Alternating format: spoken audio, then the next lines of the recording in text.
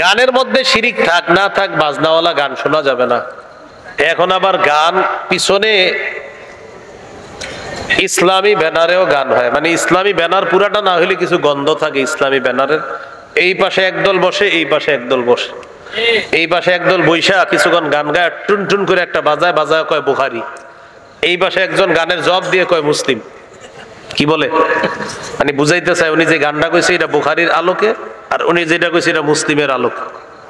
আবার এদের মধ্যে কিছু লোক সংসদে দাঁড়ায় বলে বুখারী, মুসলিম, ইবনে মাজাহ, আবু দাউদ, তিরমিজি, সিয়াসিত্তা, বেশকাত এমনি বলছে, সব কইরা ফেলছি, কোথাও পাই নাই গান বাজনা হারাম। এটা কি করে নাই, কোথাও পায় নাই, এরকম বলছে। বলেন আমার সাথে, সহিহ বুখারী 5590 নম্বর হাদিস।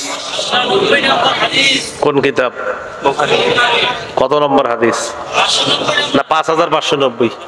হ্যাঁ, রাসূলুল্লাহ সাল্লাল্লাহু আলাইহি সাল্লাম বলেন, লা ইয়াকুনান্না মিন উম্মতি আকওয়াম ইস্তাহিল্লুনাল হিররা ওয়াল হারিরা ওয়াল খামরা ওয়াল মাআজিফ।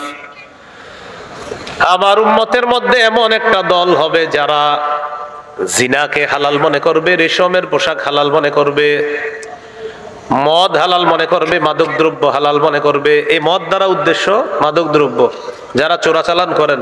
এর মদ দ্বারা অনেকে ভাবে কি গাঁজা মনে হয় বাদ, হ্যাঁ গ্রামগঞ্জে কিন্তু গাঁজা আছে, ইয়াবা, বাবা, গাঁজা, হিরোইন, ফেন্সিডিল, আফিম, কানাডা ড্রাই, মাস্তুদ, শ্যাম্পেন, ডাইল ইত্যাদি, ব্যান গাড়ির চিপা চুপা, চা দোকানের পিছনে ইত্যাদি যা টানেন সব। রাসূলুল্লাহ সাল্লাল্লাহু আলাইহি সাল্লাম বলেন, আমার উম্মতের একদল যারা জিনাকে হালাল মনে করবে, রেশমের পোশাককে হালাল মনে করবে, ওয়াল খামরা মদকে হালাল মনে করবে, ওয়াল মাআজিফা বাদ্যযন্ত্র এটাকে হালাল মনে করবে।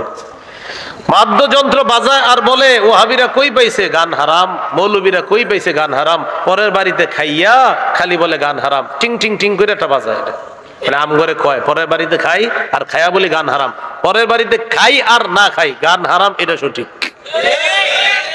মানে এটা বললো আর কি, পরের বাড়িতে খায়। পৃথিবীর কে কার বাড়িতে না খায় বুঝান আমারে। একজন দাঁড়ান যে না হুজুর আমি আমারটা খাই, আপনার বাপে করতে গানছে, হ্যাঁ আপনার আব্বারটা খান, আপনার আব্বা করতে গানছে, দাদা দাদা করতে পাইছে, চুরি করছে বলে না, আপনার দাদা করতে পাইছে বলেন, কারো ছাড়া তো কেউ পাবে না। মানে বুঝায় আপনারা অনেকের ভাবসাব এবং যে আপনারা খালি স্বনির্ভর, পৃথিবীর কেউ বলতে পারবে না সে স্বনির্ভর, দোষটা খালি টুপিওয়ালার উপর না। রাসূলুল্লাহ সাল্লাল্লাহু আলাইহি সাল্লাম বলেন, আমার উম্মতের একদল এরা গান বাদ্যকে হালাল মনে করবে, ঢোল তবলাকে হালাল মনে করবে। নবী বলছে করবে, আপনারা বলেন করবে না করেছে? করেছে। তো এই গানের মধ্যে শিরকি গান বলবে, যেহি মুর্শিদ সেহি খোদা, নাউজুবিল্লাহ পড়েন। মানে আল্লাহ মুর্শিদ আবার মুর্শিদই খোদা, অর্থাৎ তার মুর্শিদ তার পথ প্রদর্শক, যে তার একজনের দায় দায়িত্ব নিয়ে চলে, ওই ব্যক্তি তার মুর্শিদ, আবার ওই ব্যক্তি তার খোদা, খোদাই তিনি আবার তিনিই খোদা। এই জাতীয় শিরকি গান আপনাদেরকে শোনাবে। তো শিরকি গান কথা ইত্যাদি গুলা শোনা যাবে না। মনে আসেনি তাওহীদের কয় শর্ত? এক নাম্বার শর্ত হলো আল্লাহ ছাড়া কোনো ইলাহ নাই, এই বিশ্বাস নিয়ে মৃত্যুবরণ করতে হবে। রাসূলুল্লাহ সাল্লাল্লাহু আলাইহি সাল্লামের কাছে এক ফেরেশতা একদিন আসছে। তো নবীজি বলেন, আতানি আতিম মির রাব্বি, এক ফেরেশতা আমার কাছে আসছে। ফাখায়্যারানি বাইনা আন ইউদখিলা নিসফা উম্মতি আল জান্নাহ ওয়া বাইনা আশ-শাফাআ, আমাকে ইচ্ছাধিকার দিয়েছে দুইটা বিষয়ের একটা, এক আপনি চাইলে আপনার অর্ধেক উম্মত জান্নাতে নিতে পারবেন, চাইলে আপনি সুপারিশ করতে পারবেন। কোনটা করবেন? অর্ধেক উম্মত জান্নাতে নিবেন না সুপারিশ করবেন? আমাদের নবী বুদ্ধি করে বললেন, ইখতারতু শাফাআ, আমি সুপারিশ করাটা গ্রহণ করে নিলাম। ওয়াহিয়া লিমান লা ইউশরিকু বিল্লাহি শাইআ, আমার সুপারিশ শুধু তারা পাবে যারা শিরিক করবে না। এখন অনেক মানুষ আছে সারাদিন শিরিক করে আর বলে কি নামাজ রোজা না পড়লেও আমার মাঝে নবীর প্রেম আছে। মানে শিরকি কাজ কারবার করে, এটা কখনো সাপ্তাহিক হয় কখনো বাৎসরিক হয়। এই বাৎসরিক শিরিককারী পাবেন, এলাকায়ও পাবেন, যারা বাৎসরিক ভাবে বিভিন্ন জায়গায় শিরিক করতে যায় আর বলে নামাজ মসজিদেও পড়ে না। যদি বলেন নামাজ পড়েন না কেন, মানুষ দেখে ফেলবে। তো ঘরে পড়েন না কেন? স্ত্রী পরিবার আম্মা আব্বা দেখবে এই জন্য পড়ি না। তা আপনি পড়েন কখন? তখন মাথাটা নাড়া দেয়, হ্যাঁ এরকম। বুঝবা না এটা কি?